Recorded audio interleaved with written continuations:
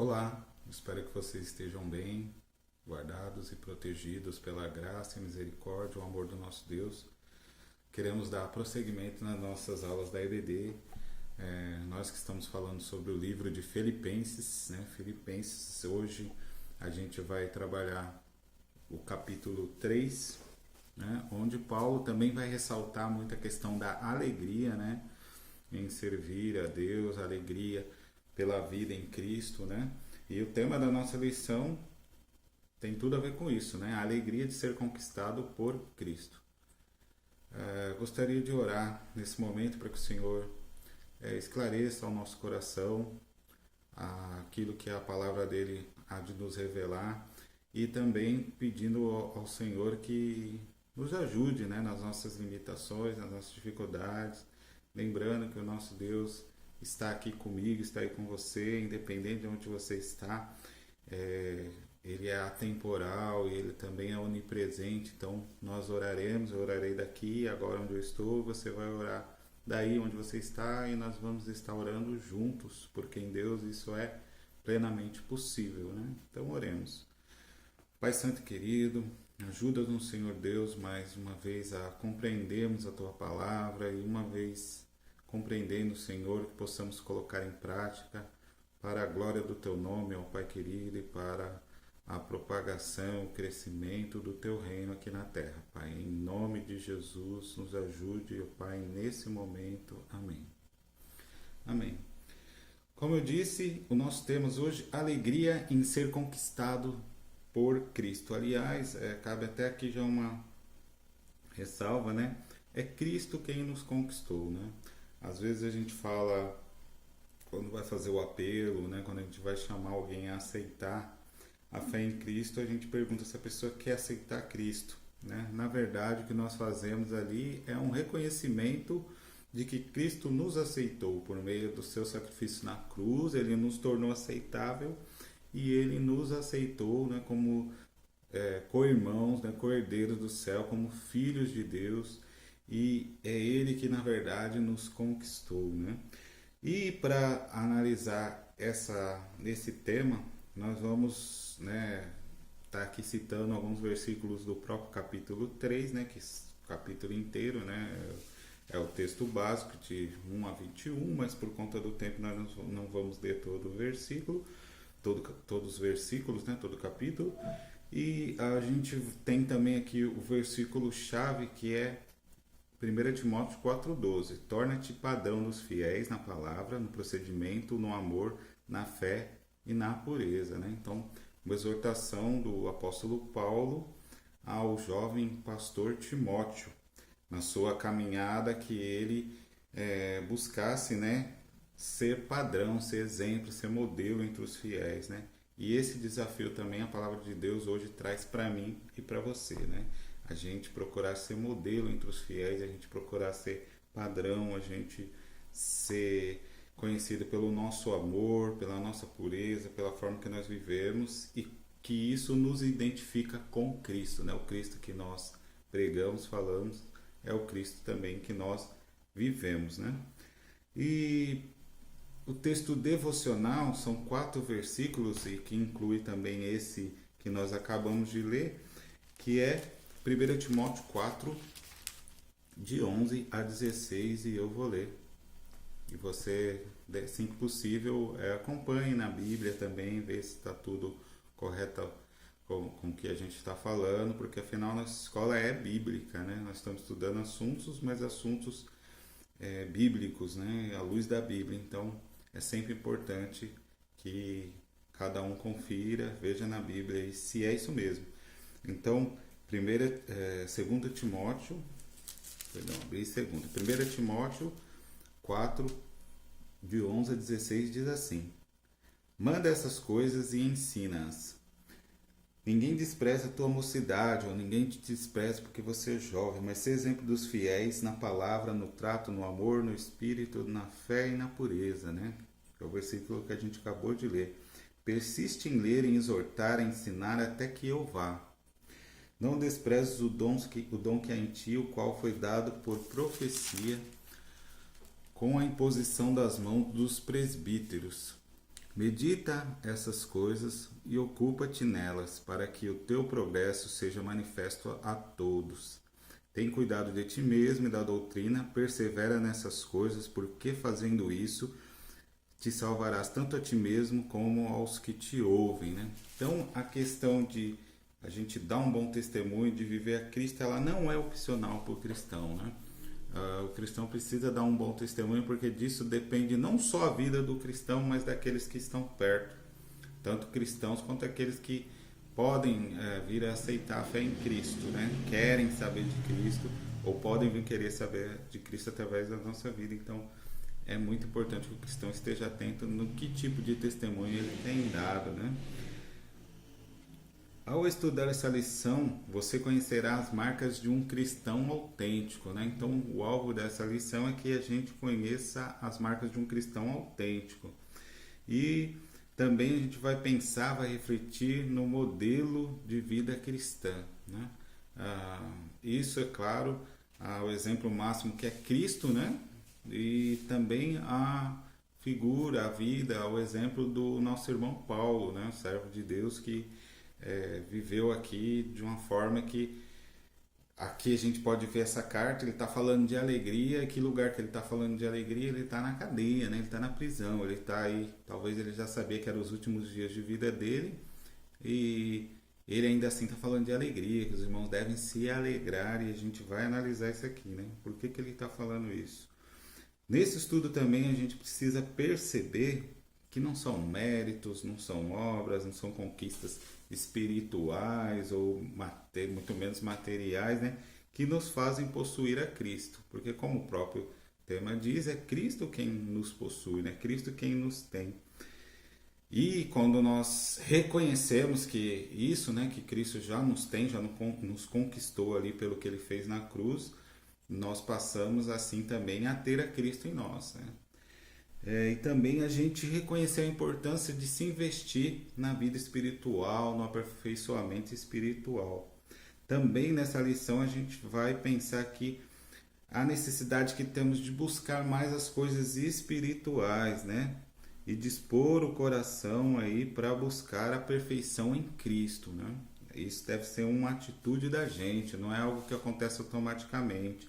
A gente vai dispondo o nosso coração, o nosso ânimo para nos tornarmos aí parecido com Cristo, atingindo como Ele a perfeição, né? Alguém pode perguntar ou pode colocar que não é possível ser perfeito aqui nessa terra, mas isso também não deve servir para nenhum de nós como desculpa para que a gente não se aperfeiçoe, né? A gente sabe que o aperfeiçoamento pleno só vai se dar quando Cristo voltar e o que é mortal se revestir de imortalidade. Mas a nossa responsabilidade hoje, a gente não pode abrir mão dela, não pode se eximir, que é de se aperfeiçoar, né? Também a gente vai ser desafiado a preocupar-se menos com as coisas cotidianas aqui da terra e pensar mais nas coisas que são do alto, nas coisas espirituais, prosseguindo para o nosso alvo, que é Cristo. O autor da lição, ele já começa aqui dando uma espetada na gente. Olha a frase que ele coloca logo no início. A nossa situação não é somente determinada pela situação em que estamos e pelo povo com quem convivemos, mas pelo tipo de crente que somos. Ou seja, resumindo, a nossa situação ela é determinada principalmente pelo tipo de crente que somos. E aí ele segue nessa argumentação, mostrando que Paulo, né, dá um exemplo para a gente maravilhoso. Uma alegria que talvez alguns não vão poder experimentar porque não tem a profundidade ou não viveu a experiência que Paulo viveu com Cristo. Então, se a pessoa não consegue viver de forma alegre, significa que ela está tendo pouca experiência com Cristo ou ela está tendo uma experiência rasa com Cristo, né? Quero ressaltar aqui que viver alegre não é viver rindo, né? Como bobo, dando pulinho, batendo o calcanhar um no outro, no alto. Não é isso que a gente está falando.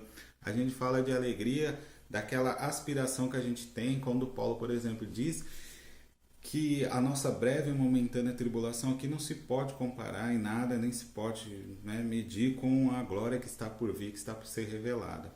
Então, É esse o motivo da nossa alegria, a esperança que a gente tem no porvir, a certeza que a gente tem que Cristo já conquistou a vida e a vida plena para nós e que a gente pode viver essa vida. E aí, as situações boas e ruins, elas acontecem na vida, mas não são elas, em última instância, o determinante, né? A nossa identidade com Cristo é que vai contar muito também aqui. Como que eu me identifico com Cristo e como Cristo é identificado em mim, né? Isso é algo que a gente precisa pensar bastante. Será que eu tenho demonstrado Cristo? Será que Cristo está vivendo em mim? Será que eu quero de fato viver a vida em Cristo? Porque a gente vai ver que isso tem algumas implicações daqui a pouquinho, né? O sinal que eu estou no Senhor é que sempre me alegro. O segredo da minha alegria cristã é que eu estou no Senhor. Uma coisa está vinculada na outra e não podem ser separadas. A alegria e estar no Senhor. Então a nossa alegria é em Cristo, a alegria no Senhor. Paulo ele destaca aqui 4 fatores nesse sentido que vai mostrar bem claro como isso aconteceu na vida de Paulo e que também talvez a gente precisa aplicar na nossa vida para que aconteça nela também. O primeiro fator é que Paulo reconheceu a falência, ele reconheceu a falência, uma coisa que ele estava ali empreendendo e não deu certo, né? Então Paulo reconhece a falência, uma falência. E isso está expresso do versículo 2 ao versículo 7, fica bem claro isso. Que Paulo vai falar lá de toda a tradição judaica, de tudo aquilo que ele também poderia usar ali para se promover. Paulo era fariseu, né? Paulo era, né, irrepreensível perante a lei, né? E Paulo é circuncidado no 8º dia, ou seja, Paulo cumpriu tudo ali que a tradição mandava, a tradição e a religião que ele herdou. Mas quando Paulo conhece a Cristo, todas essas coisas não assumem de forma nenhuma na vida de Paulo um lugar proeminente, um lugar de destaque, porque ele sabe que aquilo lá não serviu de nada, muito pelo contrário. Lá em Atos 9, quando Paulo se encontra com Cristo e percebe o que ele está fazendo, a primeira coisa que Paulo diz, olha, puxa, eu estou errado, eu errei, né? Eu estava achando que estava servindo a Deus, quando de fato eu não estava, eu estava fazendo aquilo que uma religião, uma tradição me mandava fazer, ou a minha interpretação dessa religião. Então Paulo rejeita tudo isso no ato da sua conversão e ele passa assim a seguir a Cristo e ter a Cristo por suficiente, ao ponto de rejeitar aqui aqueles judaizantes, né? Pessoas que serviram ali na religião judaica, né? Se converteram à religião judaica e depois aceitaram a fé em Cristo e estavam impondo, tentando impor que as pessoas, para ser aceita, ser salva por Cristo, elas precisavam ali respeitar a lei, viver conforme Moisés, né? Suscitando ali a descendência de Abraão, né? A paternidade de Abraão, que na verdade Paulo refuta totalmente. A obra de Cristo é completa em si mesmo, né? E tudo que aconteceu lá com Abraão, com Moisés, na lei, apontava para Cristo. Então não é necessário mais ficar guardando preceitos, ficar guardando, né, aspectos da religiosidade que na verdade foram temporários e que agora a verdadeira circuncisão é em Cristo e é no coração de cada homem, né? E Paulo tenta deixar isso bem claro para esses irmãos, para essas pessoas de Filipos, que eles também rejeitem essa situação, que eles não aceitem isso, né, serem colocados de novo sob o jugo da tradição, da religiosidade, da lei, que ele já viveu também e que ele sabe que não levou a vida. Um segundo ponto, Paulo vai falar da vida íntima, né? O autor vai falar da vida íntima de Paulo com Deus, com Cristo, né? E Paulo colocou, ele desfrutou dessa intimidade porque ele construiu essa intimidade, né? A gente pode pensar assim, mas eu não tive a conversão de Paulo, eu não vi Deus, eu não vi Jesus, eu não vi nada de sobrenatural. Mas a gente não pode pensar que intimidade com Deus é algo que acontece assim sempre sobrenatural, né? Aquela coisa, né? É a nuvem, a fumaça, é o anjo. A gente tem que pensar que Paulo construiu essa relação com Deus. Quando a gente pensa num Deus pessoal, a gente tem que pensar também que, assim como as nossas relações pessoais são construídas, a gente precisa construir uma relação de intimidade com Deus. E Paulo construiu isso em toda a sua caminhada, ele se esforçou, tanto é que do versículo 8 ao versículo 11, ele vai falar aí das coisas que ele almeja experimentar. Coisas que ele fala, olha, não que eu julgo que eu já tenha conseguido, mas eu quero conhecer mais a Cristo. Eu quero, né, no versículo 8 ao 10 ele fala isso. No 10 ainda ele fala que quer conhecer também o poder da ressurreição de Cristo. E ele fala também que quer participar, né, ter comunhão com o sofrimento de Cristo. Ora, pra gente aqui é meio que tranquilo falar, quero conhecer Cristo? Opa, certinho, quero conhecer Cristo. Quer conhecer o poder da sua ressurreição? Opa, não quero nem só conhecer, eu quero usufruir, gozar dessa bênção, né? Agora, você quer ter comunhão no sofrimento de Cristo? Aí, pera lá, né? Parece que o negócio aqui aperta um pouco, mas para Paulo não. Tanto é que Paulo fala que viver é Cristo, morrer é lucro. Paulo chega a falar que se alega na tribulação, sofrimento, porque ele não está sofrendo pelas atitudes dele, Paulo como Paulo, mas porque ele está sofrendo por atitude dele como servo de Cristo, né? Pela identidade que ele manifesta dele com Cristo, né? E isso é um grande privilégio, a gente precisa também observar isso. O alvo, terceiro ponto, Paulo tinha um alvo que ele desejava, né? Os versículos 12 a 16 vai deixar isso bem claro quando Paulo faz a analogia lá com o atleta, né? Aquele que corre, que está indo, que ele sabe que não pode esmorecer, que ele sabe que ele está numa corrida, mas que essa corrida também tem, lá no final dela, tem um prêmio, né? Ele tem um alvo, prosseguir, que é a chegada, e lá depois da chegada ele tem um prêmio. Assim a vida cristã também. A vida cristã ela requer esforço, né? O capítulo 13 e 14 vai deixar muito claro essa questão do empenho que a gente precisa ter nessa vida, né? Assim como um atleta, para não se embaraçar em outras coisas e não se perder no meio do caminho, né? E por fim, né, que o quarto ponto, Paulo ele tem um desafio e ele compartilha esse desafio, né? Compartilha aqui com os irmãos de Filipos, mas ele compartilha também, pelo menos em mais uma carta lá em Corinto, né? Em Filipenses 3,17, que é esse que a gente está estudando aqui agora. Ele compartilha esse desafio que diz o seguinte aqui: irmãos, sede meus imitadores e observais os que andam segundo o exemplo que tendes em nós, né? Então, sede meus imitadores. Ele também disse isso lá em Coríntios, né? Em 1 Coríntios 11:1, ele disse também, sede os meus imitadores como eu sou de Cristo. E assim como ele está desafiando as pessoas, os irmãos, a imitá-lo, ele também traz, essa palavra também traz um desafio para a gente de um dia poder falar, sede meus imitadores, né? Eu acho que é um nível máximo do discipulado que a gente pode ter, né? A gente falar assim, sejam meus imitadores como eu sou de Cristo. Façam o que eu faço e façam também o que eu falo, né? Eu prego, mas eu também vivo esse evangelho, eu ando de acordo com esse evangelho. Então eu posso dizer para você, quer ser cristão? Me imite, né? A gente precisa ter esse alvo também, esse objetivo claro, esse desafio que é a palavra de Deus que faz para nós, né? Através da vida do irmão Paulo e através também da vida e do exemplo de Cristo, né? Conclusão: a liberdade em Cristo não significa liberdade para ser egoísta, né? Muitas pessoas confundem, pensam que eu sou livre e aí então eu vou fazer o evangelho do meu jeito, né? O evangelho self-service, né? O evangelho gourmet, né? Vou adaptar aqui, vou fazer ficar melhorzinho aqui.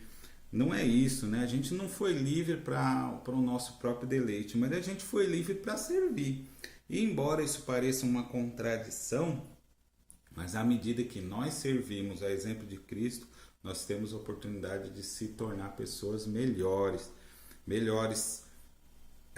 aos nossos olhos mesmo, melhores para aqueles que vivem com a gente, melhores para a sociedade, mas sobretudo melhores aos olhos de Deus, melhores como servos no reino de Deus, né? Significa aproveitar todas as oportunidades para servir, né? Significa a gente sempre estar pronto para servir, a gente está sempre pronto para observar ali a situação e servir de alguma forma, servir ao próximo, servir a Deus. Filipenses 3 é um dos preciosos capítulos que traz em si coisas profundas do coração de Paulo e que nos ensina lições muito importantes sobre a vida cristã, né? Então, esse desafio de Filipenses, esse é o desafio, esse é o questionamento de Filipenses 3. Qual o tipo de cristão nós somos? Qual o tipo de cristão que nós queremos ser? Qual é a nossa identidade com Cristo? Como que eu me pareço com Ele? Será que eu me pareço com Cristo ao ponto de dizer assim, olha, eu estou feliz independente do que está acontecendo, olha, sejam meus imitadores, assim como eu sou de Cristo, né? Me imita. Será que a gente pode dizer isso com sinceridade em nosso coração?